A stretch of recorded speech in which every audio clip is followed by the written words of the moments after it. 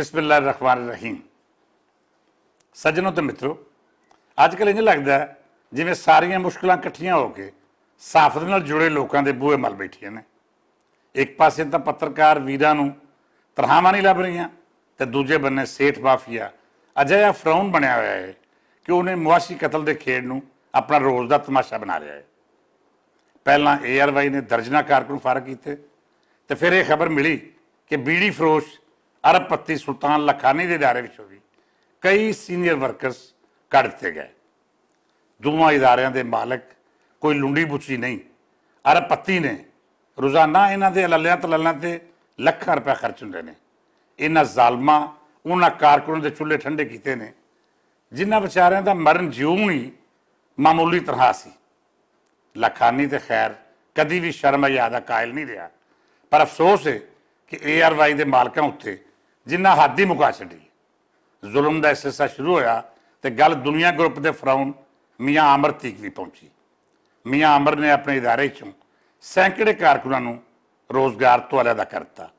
मियाँ आमर के जुल्म का शिकार होने वाले किन्ने ही लोग ने जिहड़े दिन रात एक करके इस इदारे की तरक्की का हवाला बने।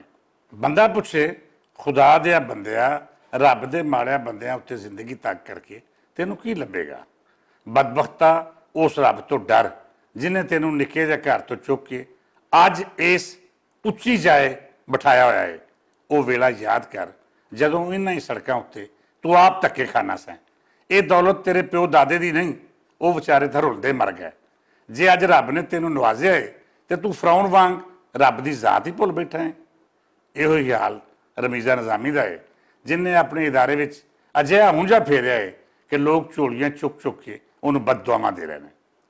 रमीज़ा वर्गे किरदार वो नशुकरे ते बदबख्त होंदे ने जिन्होंने रब बैठे बिठाए अरबां की दौलत का मालक बना दिंदा है, पर वह सब तो पहला उस रब की जात नूं भुलदे ने।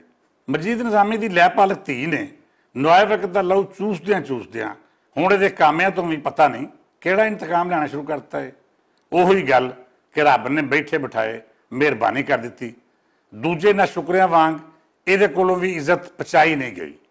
ये सारे वो निक्के निक्के फराउन ने जिन्हें दौलत की खातर रब की जात नाल मत्था ला लिया है। ये नशुकरे लोग समझी बैठे ने जिवें रिजक रोटी इन्हां दे हत्थ वस सी, बिल्कुल उंज ही जिवें इन्हां दे रूहानी प्यो फराउन ने समझ लिया सी। इन्हां नूं जान लेना चाहिए है कि जिहड़ा दूजियां उत्ते जमीन तंग करता है, रब उन्होंने दुनिया ते आखरत विच अजिही जिल्लत दिंदा है कि वह निशाने इबरत बन जाते हैं।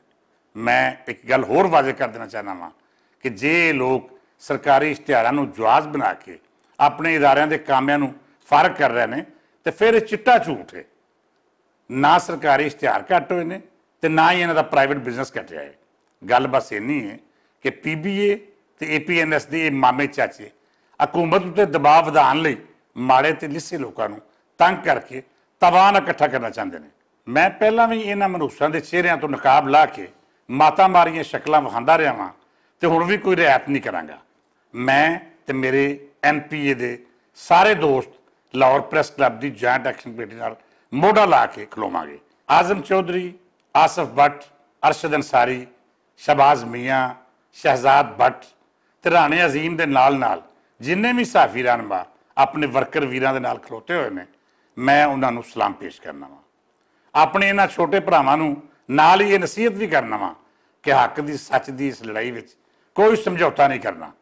जित अखीर तुहाडी होएगी क्योंकि तुसीं माड़े ते लिस्से तबके की आवाज़ बन के खलोते हो। रब बदबख्त ते बेशर्म फराउणां नूं गारत करेगा। इजाजत दिओ, अल्लाह बेली।